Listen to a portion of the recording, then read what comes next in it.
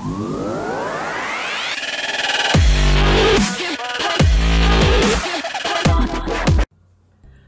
గోపాల్ వర్మని ఈ మధ్య అందరూ ముద్దుగా ట్విట్టర్ వర్మగా పిలుచుకుంటున్నారు. కారణం ఆయన ఈ మధ్య సినిమాల కంటే కూడా ఆయన ట్వీట్ల ద్వారానే వార్తల్లో వ్యక్తిగా ఎక్కువగా నిలుస్తున్నారు.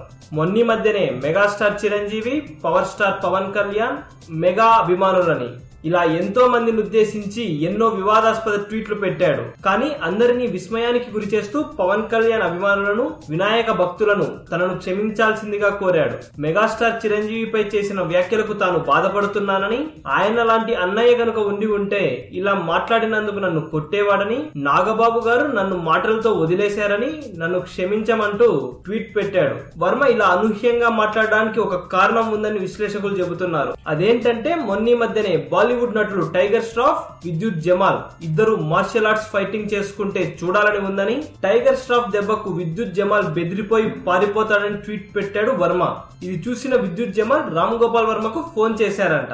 అప్పుడు రామ్ గోపాల్ వర్మ విద్యుత్ జమాల్ తో అది నేను మామూలుగా పెట్టానని, అయినా టైగర్ ష్రాఫ్ ఒక అమ్మాయి లాంటి వాడని ఇలా ఏదేదో పొంతన లేని సమాధానాలు అతనికి చెప్పుకొచ్చాడు. ఆ చెప్పే విధానాన్ని పరిశీలిస్తే ఆ సమయంలో వర్మ కొద్దిగా తాగి ఉన్నాడేమో అనిపిస్తుందని అందరూ అనుకుంటున్నారు.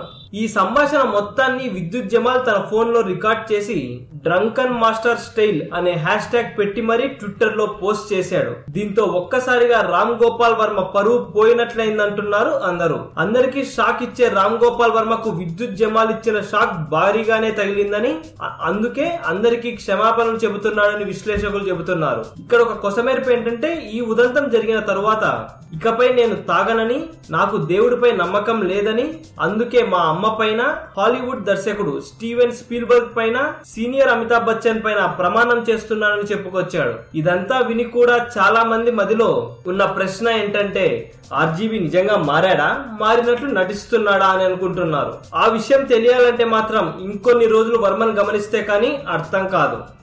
ఈ వీడియో కనుక మీకు నచ్చినట్లయితే లైక్ చేయండి, కుదిరితే షేర్ చేయండి. ఛానల్ ని సబ్స్క్రైబ్ చేయడం మాత్రం మర్చిపోకండి. మరిన్ని ఇంట్రెస్టింగ్ అప్డేట్స్ తో మీ ముందుకు వస్తాము.